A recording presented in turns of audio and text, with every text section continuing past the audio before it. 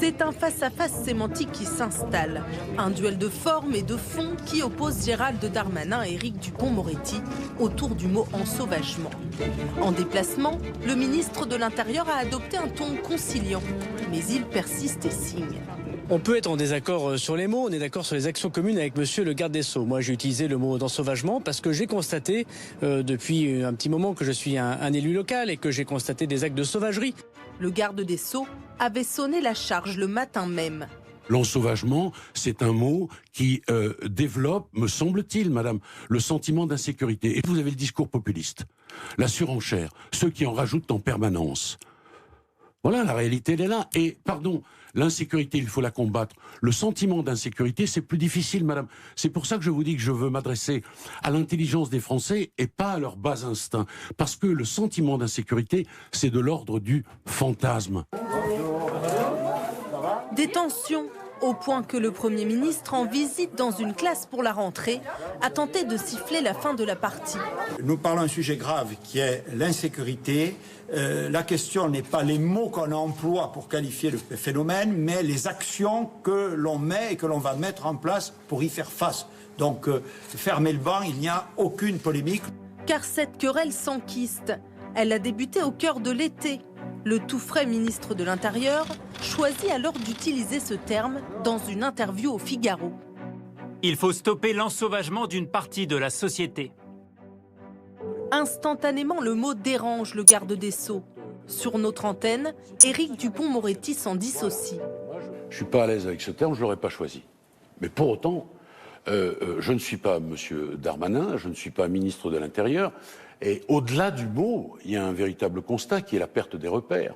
Quelques jours plus tard, pourtant, Gérald Darmanin, lui, assume sans détour. Ma mère comprend ensauvagement, mon boulanger comprend ensauvagement, moi-même je comprends ensauvagement.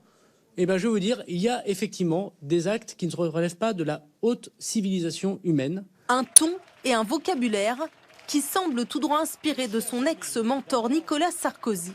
Gérald Darmanin, il arrive à un moment politique où on considère que Christophe Castaner n'a pas suffisamment incarné l'ordre face à un certain nombre de faits divers qui ont choqué les Français.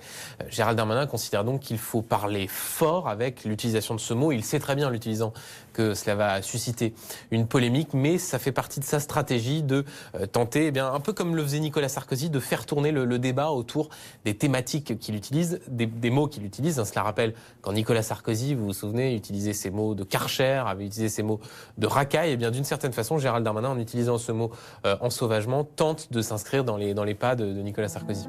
Le terme ensauvagement apparaît en 1950 dans le discours sur le colonialisme d'Aimé Césaire. C'est alors une critique de l'Europe colonisatrice qui, d'après lui, s'ensauvage en tolérant des atrocités. Puis la thématique rejoint la sphère politique, avec déjà un ministre de l'Intérieur, Jean-Pierre Chevènement, en 1998.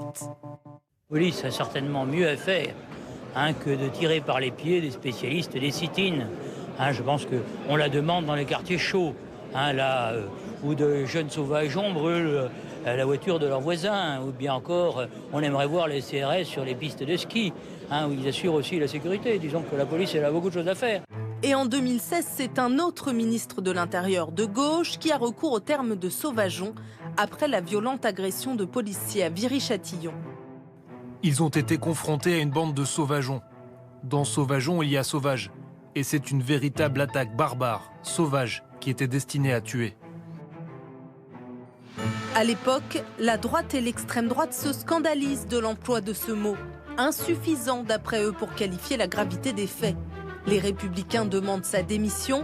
Marine Le Pen écrit sur Twitter « Des sauvageons? Non, des criminels ».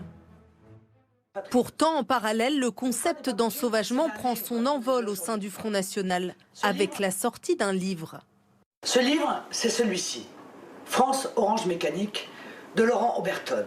C'est un livre qui donc a fait polémique parce que l'auteur, donc non seulement il décrivait des politiques supposément laxistes, une insécurité explosant et accessoirement faisant le lien entre insécurité et immigration.